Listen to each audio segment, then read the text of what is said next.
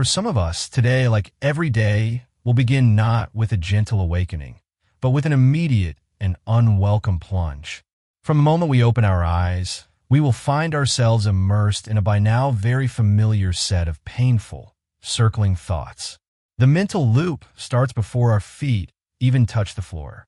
We will dwell once again on how awful we look, perhaps catching a glimpse in the bathroom mirror and focusing with laser-like intensity on how our nose is repulsively proportioned relative to the rest of our face. Or maybe the obsession isn't physical. We will think once again of a website we inadvertently visited 12 years ago, a fleeting digital misstep, and become convinced that a file is sitting on a detective's desk, that the police might be preparing to close it on and arrest us at any moment. We will think once again of how several of our neighbors, especially the people upstairs whose footsteps sound like accusations, might be colluding to ruin and disgrace us, gathering evidence of some imagined wrongdoing. Or we will think once again of something we said to a colleague last week, a poorly phrased joke or an off-the-cuff comment, which we now fear they misconstrued entirely, and which may well lead them to seek disciplinary action against us. The possibilities are endless. A strange mole we are convinced is cancerous. A partner's text message we reread 100 times searching for hidden meaning. A tiny error in a report that we believe will lead to our professional ruin. These thoughts may ostensibly be about a variety of topics, but beneath the surface, they share two key, devastating features. They're about something appalling we feel we are or have done, a deep sense of internal rottenness or guilt. Or they're about something appalling we fear that others are about to do to us, a profound sense of persecution and imminent doom. We are the victims, and often the silent prisoners, of one of the cruelest and most remorseless of all mental afflictions, obsessive thinking. Crucially, it is vital to understand that obsessive thinking is not, despite the linguistic proximity, to be confused with thinking itself. From the outside, and even from the inside, it certainly looks as though the obsessive thinker is thinking a lot. In fact, it can feel like the most intense intellectual work of our lives. We might be drawing up dense charts, creating complex diagrams of what-if scenarios, and jotting down intricate matters in a notebook. We might want to leave a party early or escape family life, not for peace, but in order to go to our room to think, which really means to worry more effectively. We might have become near-world experts in our area of obsession, be it plastic surgery, police surveillance techniques, specific dermatological conditions, or a niche area of employment law. We could tell you everything about tracking devices, post-operative skin treatments, the legal statute of limitations for digital crimes, and the minute-by-minute developments in a particular media narrative. The dedication may be extreme, the effort immense, but we should resist calling any of this productive thinking. Real thinking moves forward. It seeks solutions, weighs evidence rationally, and aims for a conclusion or, at the very least, a clearer understanding. Obsessive thinking, by contrast, is a closed loop. It is a hamster wheel powered by anxiety. We are not making progress through a dilemma. We're just spinning it faster. We are not clearing up a priority.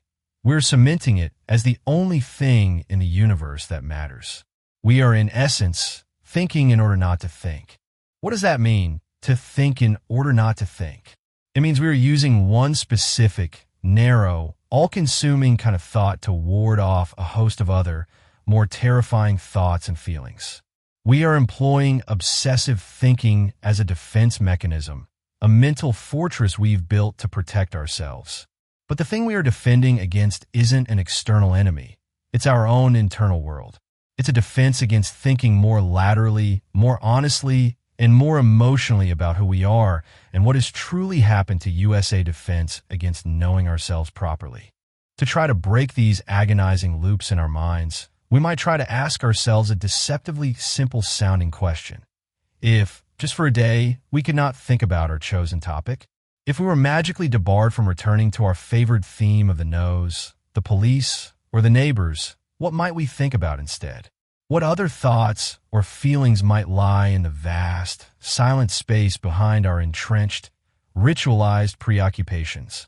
Our minds are unlikely to yield a neat, immediate answer.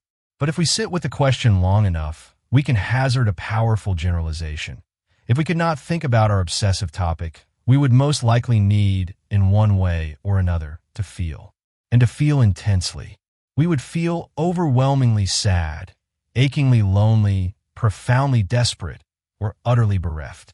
Because behind the monomaniacal thoughts about cameras or data packets, legal processes, or social media, there is almost always an extremely frightened, isolated, unloved child.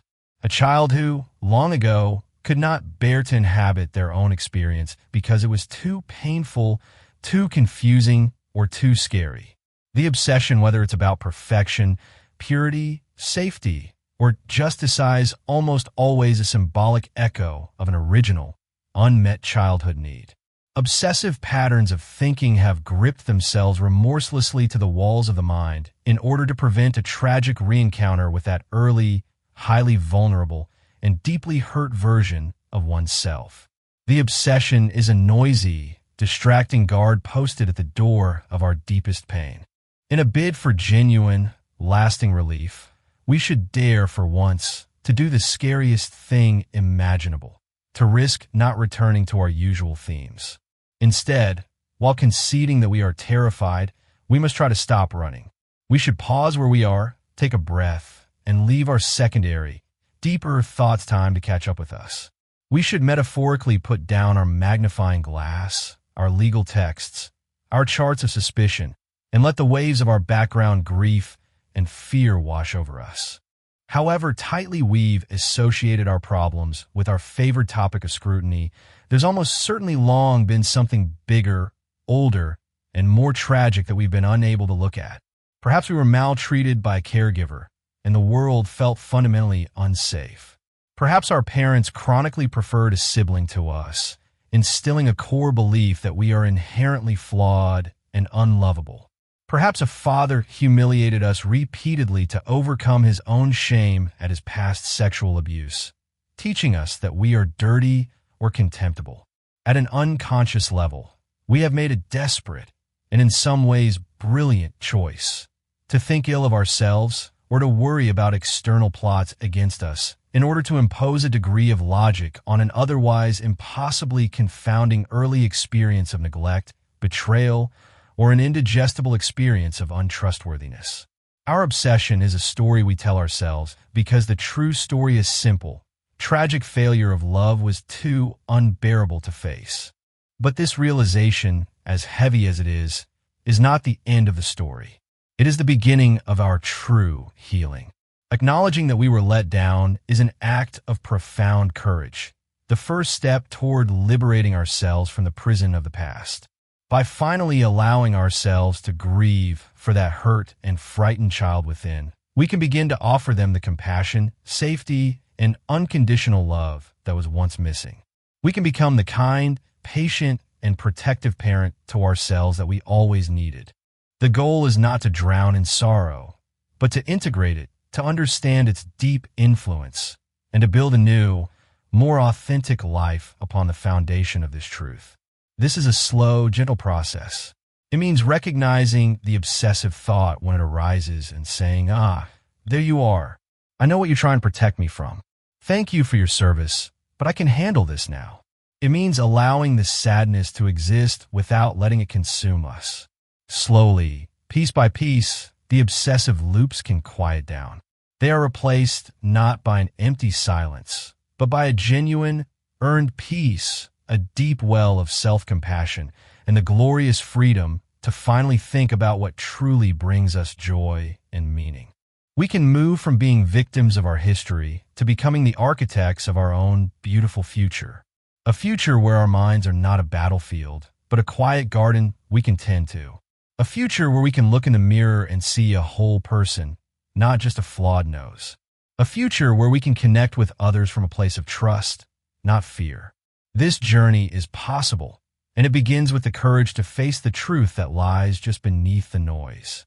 If this journey of understanding and healing resonates with you, and you wish to continue exploring the pathways to a calmer mind, we invite you to subscribe to our channel and join our community. We are dedicated to exploring these essential topics to help us all live wiser and more serene lives. Thank you for joining us today.